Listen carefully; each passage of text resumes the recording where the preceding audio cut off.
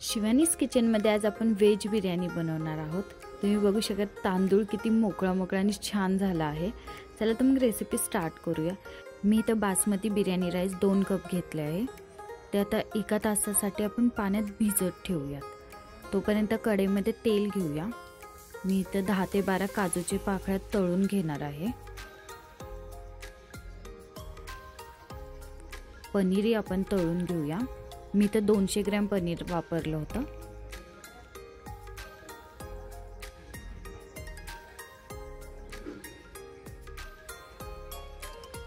त्यानंतर कांदा तळून घेऊयात।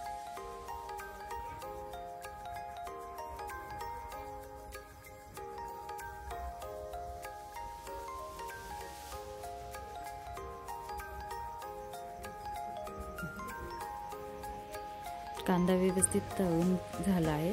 आता आपण भाजी मॅरिनेट करूयात। एका बाउल मध्ये 1 कप मी दही घेतले।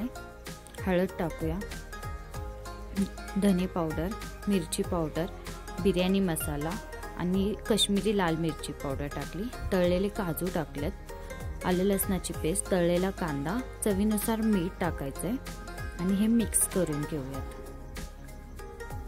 त्यानंतर आपण आता ह्याच्यात भाज्या ऍड करूयात। वाटाणा ऍड केलाय, श्रावण घेवडा, गाजर, फ्लावर आणि तळलेले पनीर आणि हे कांदा तळलेले तेल मी ह्यामध्ये ऍड करते।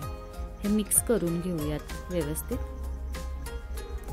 त्यामध्ये पुदिना आणि कोथिंबीर टाकूयात आणि आवडीनुसार लिंबाचा रस।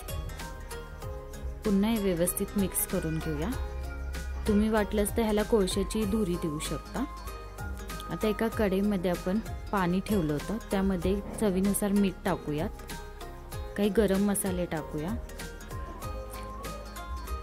मी शहाजिरा, काळी मिरी, लवंग, मसाला विलायची, स्टार फूल, दालचिनी टाकून पाणी व्यवस्थित उकळून घेऊयात 5-10 मिनिटं।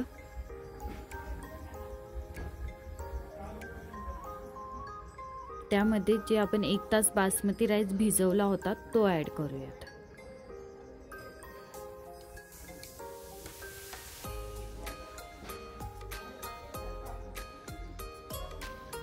झाकण लावून तांदूळ शिजवून घेऊयात। 90% आपला तांदूळ शिजला पाहिजे। तांदूळ आपला व्यवस्थित शिजलाय। आता तांदळातलं पाणी आपण काढून घेऊया।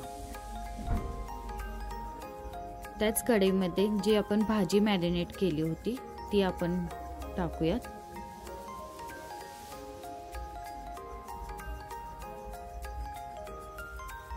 पाच ते 10 मिनिटं व्यवस्थित भाज्या परतून घेऊयात आणि झाकण ठेवून 10 मिनिटं आपण भाजी शिजवूयात।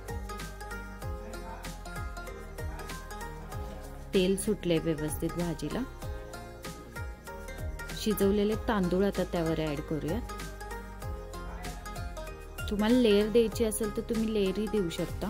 मी पूर्ण मसाला खाली ठेवला आहे।